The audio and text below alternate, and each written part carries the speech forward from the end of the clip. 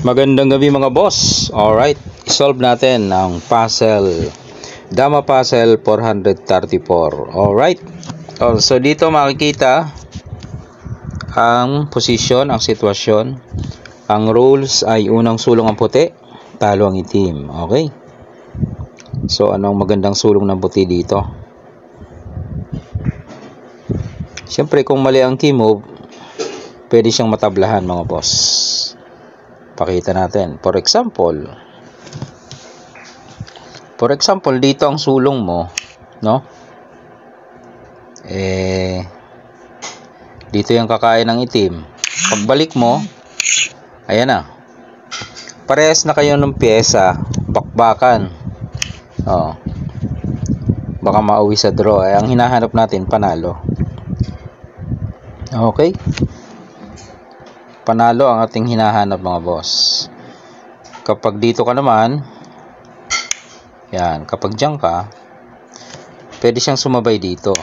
Pagkain mo, ay dama na siya. Ay hindi pa, kain dalawa. Pero lamang sa pyesa. 2, 4, 6, 7. Sa'yo, 6 lang. So, yun yung mga example na maling key move. Okay?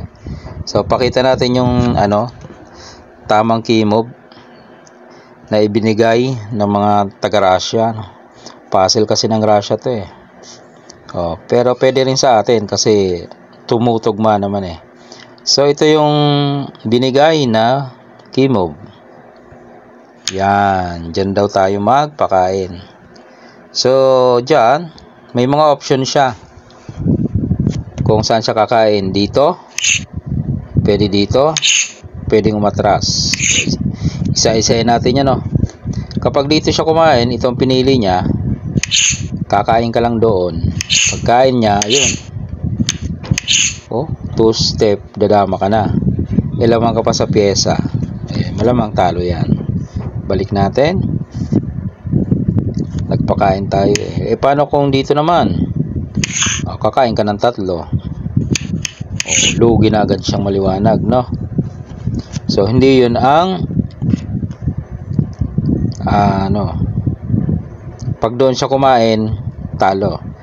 Okay, ito na lang, last. Dito, maganda kasi kumbaga walang ganti, no? Libre. Doon siya sa libre kumain. Okay, ang gagawin mo naman dyan, dito ka mga bossing. Yan. 2 ang kain, hindi pwedeng isa. 2, ayan o. 2, dama siya eh. Ayun. Pag dama niya, di kakain ng puti. Kakain na yung dama niya. Ito na yung ganti. Ilan yan? 1, 2, 3, 4, 5. Maliwanag na panalo ka dyan. 3 pyesa mo eh. Okay.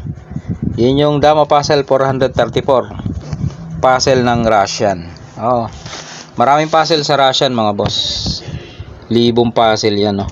So yun na isa-isa natin. I-share natin. Alright.